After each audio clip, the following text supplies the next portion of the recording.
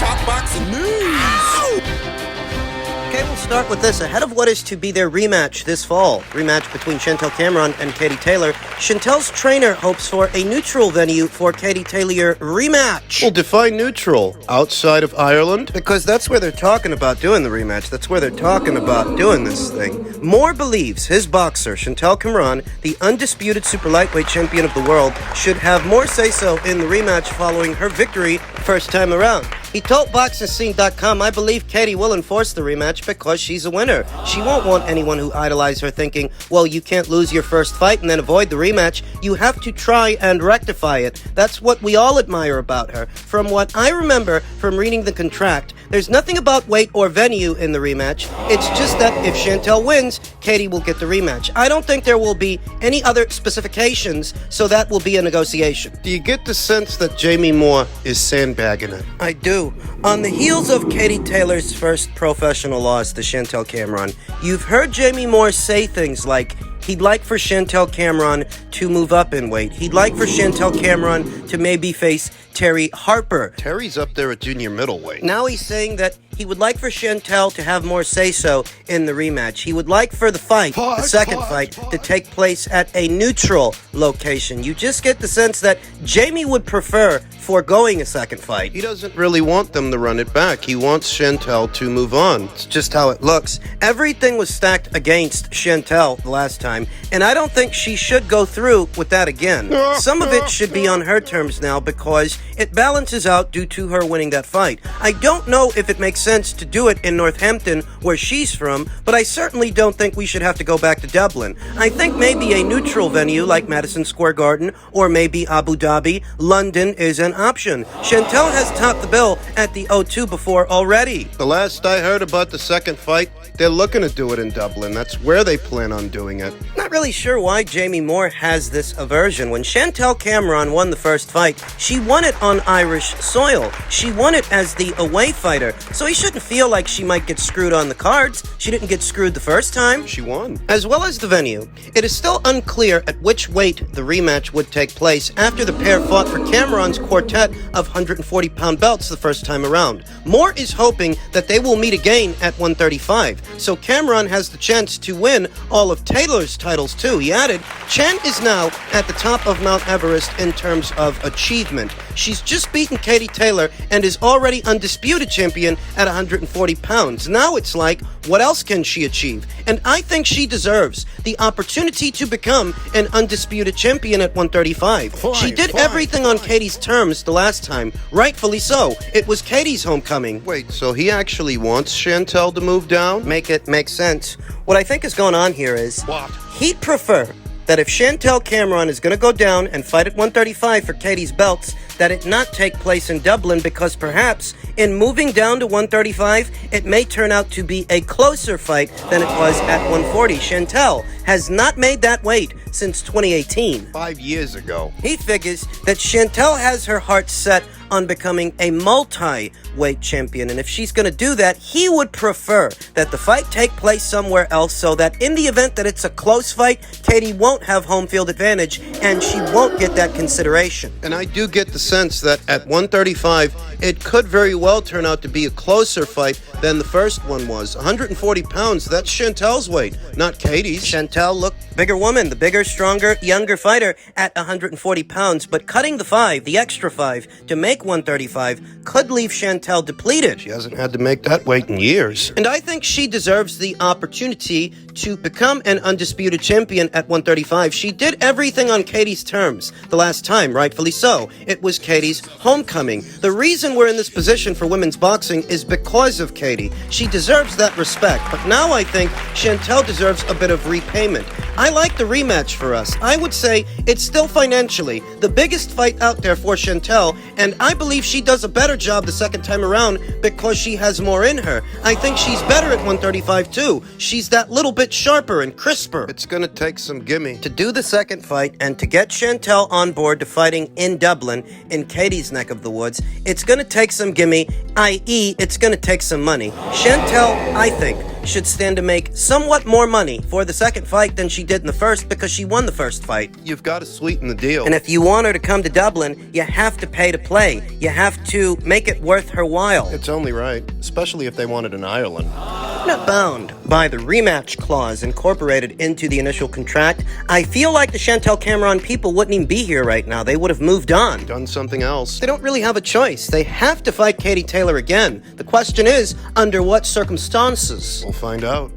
Elsewhere in the world, in the men's super flyweight division in the land of the rising sun, earlier today, former champion Kazuto Ioka met Joshua Franco for the second time and finished what he started. He secured the WBA title and did so in good fashion. Those of you that have been following this story, waiting for this rematch, will know that the WBA title was vacant as of yesterday when Joshua Franco missed the weight. Missed it by a wide margin. Not an encouraging omen ahead of the second fight, ahead of the rematch. I gave the first round, the very first round, to Kazuto Ioka, who was surgical with his body punches and counter hooks. Hindsight being 2020, you have to say that Kazuto Ioka dominated most of the action in the pocket. The first round set the tempo of the fight. Kazuto Ioka defensively sound, poised, picking off, Countering. catch and counter left hooks in the phone booth, body shots in the phone booth. I gave the first round to Kazuto Ioka, the second round to Kazuto Ioka, even though the second round was somewhat closer than the first. Joshua Franco did a little bit better in that round. Both men had moments in the second round. Difference being that the work from Kazuto Ioka was a lot neater and a lot tidier. The catch and counter hooks, the body shots,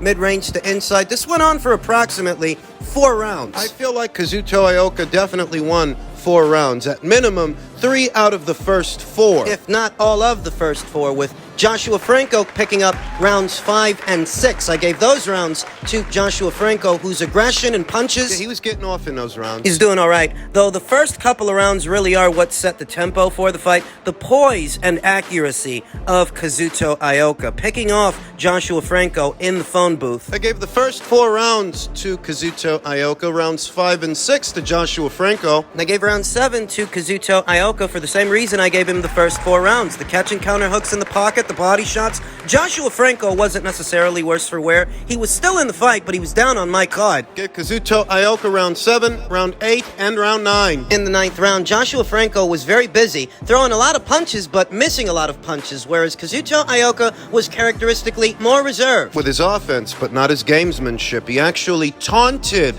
Joshua Franco in that round. After Joshua Franco released a salvo of punches that hit nothing but air, the upper body movement and angling from Kazuto Ioka. He wasn't catching all those punches on the arms and gloves. At times, he would slip, roll, and ride those shots, bob and weave under them. I feel like offensively, Kazuto was better in that round, even though he was more economic. He was better in the round because what he was throwing was landing, whereas Joshua Franco, he might have been throwing more, but he wasn't landing more. 7 rounds to 2, maybe 6 rounds to 3 after 9. I had Kazuto up on my card. Picking up the 9th round, I gave Joshua Franco the 10th round, just on volume, just on activity and aggression. He wasn't necessarily effective. It wasn't really effective aggression, but he did seem noticeably busier in the round than Kazuto Ioka, who spent most of that round just evading punches. Gave Joshua Franco the 10th round. The 11th round seemed like a swing round to me. But I swung it to Kazuto Ioka. He was characteristically getting off those short punches, those short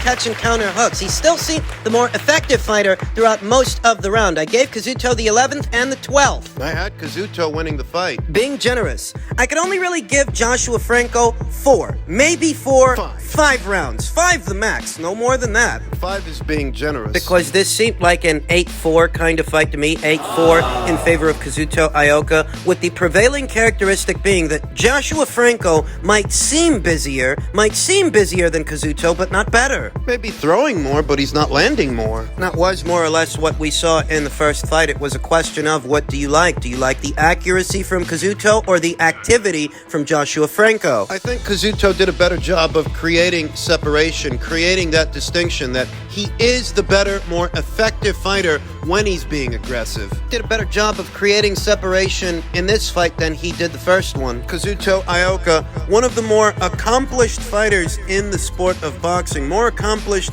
as a whole. This is a 4-division, 2-time super flyweight champion that doesn't have all the buzz and fanfare of a Naoya Inoue. Not as casual friendly. Kazuto Ioka, as accomplished as he is, his bread and butter really is his boxing more than anything else, and you have to really take a good look in order to appreciate how surgical he is, how precise. This victory, he has regained a spot on the Ring IQ pound-for-pound list. You have to remember that going into the first fight, he was WBO champion. But after the fight was scored a draw, a mandatory was ordered. Former WBO flyweight champion turned super flyweight contender Junto Nakatani was installed as his mandatory challenger. And in order to go through with this second fight, this rematch with Joshua Franco, he forfeited the WBO title so he could fight for the WBA. Now they're both champions at the same weight, both Junto Nakatani and Kazuto Ioka. Now that they both have alphabet titles, will a fight between them happen?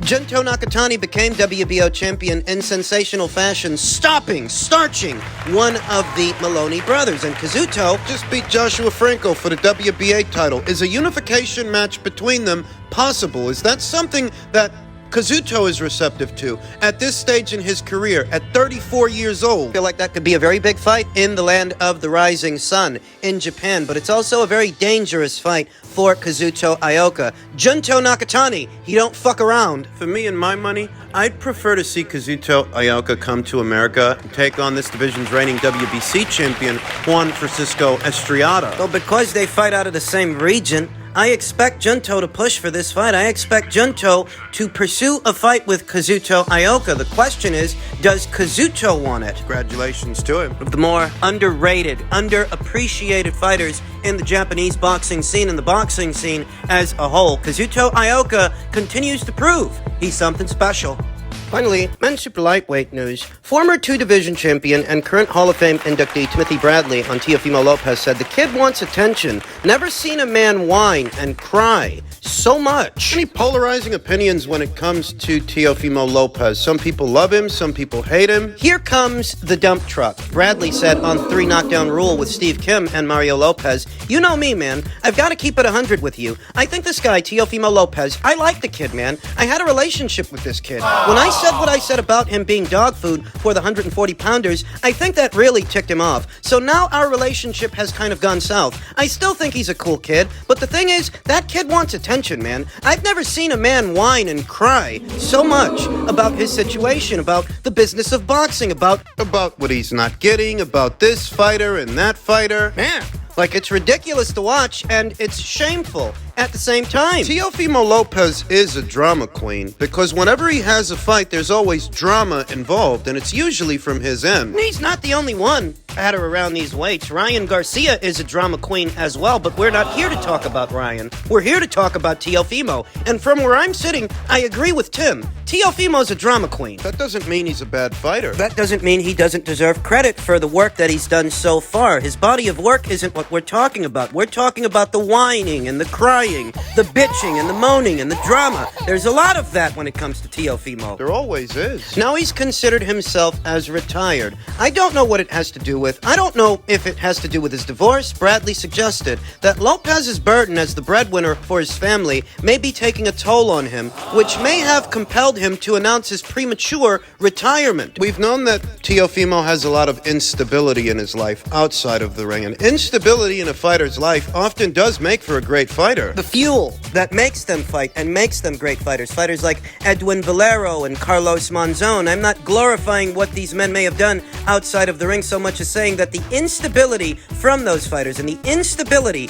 in their lives is a part of why they were so effective in the ring. Teofimo's unstable. Not sure if it has anything to do with his father, Bradley said. You gotta understand this. The streets talk, man. Boxing is a small community, yes, but they talk. You've got to understand this kid has been holding down the fort, holding down his family since he became a professional. He has the responsibility to take care of his entire household. Understand that, man. When you have that type of pressure, I'm a man, I have kids, and he has a kid as well. When you have that type of pressure on you, each time you have to deliver, man, it gets draining. You get sick and tired of feeling the pressure, feeling that heavy weight on you. I think that kid is at the point where he feels that pressure and he's like, I'm done with this, man. We've known that for a while, that Teofimo Lopez is carrying his entire family on his back, and he's a very young man who's been in the spotlight for some time now, being that young. He's 25 now, 25 going on 40. I mean, at 25 years old, he's already a father. He's already set to be a divorcee,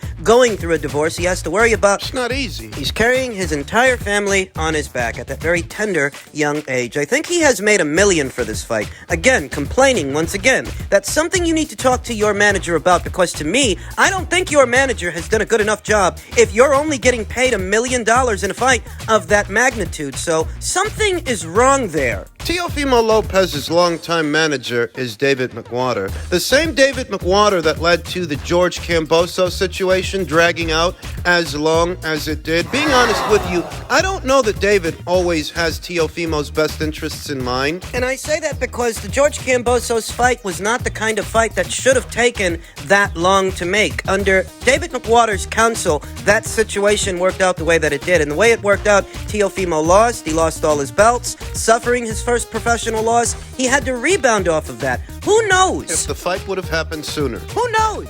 If Teofimo wouldn't have made short work of George and he would have still been an unbeaten fighter here today. He has successfully rebounded off that loss, and he's coming once again off a big win. But there's still a lot of instability in his life, and you wonder if he really is receiving the best financial advice when he's saying things like he wants to negotiate with a broadcast partner directly. He doesn't want a promoter. He wants a 9-figure deal. Try and understand. 9 figures. For a perspective, Top Rank's annual budget to put together shows throughout the entirety of a calendar year is only but 8 figures. The high end of 8 figures. I figure it's about, 80, 90 mil? Teofimo Lopez claims that he deserves 9, but this is a fighter that's still fighting at the Hulu Theater. Not even the big room at Madison Square Garden, the small one. So where do you get that you're supposed to earn 9 figures? Is he crazy? Some would say that he is. Others would say that he's greedy and he doesn't understand the business and that he's a drama queen. I think Teofimo has proven himself to be an excellent young man and an excellent young fighter, but his delusions of grandeur Really does get carried away. I have to agree with Tim that every other minute, every other day, every other week, you're hearing Teofimo Lopez whining about something. He's always whining. You've got to take the good with the bad when it comes to Teofimo Lopez. He really is an excellent young fighter, but he's a drama queen.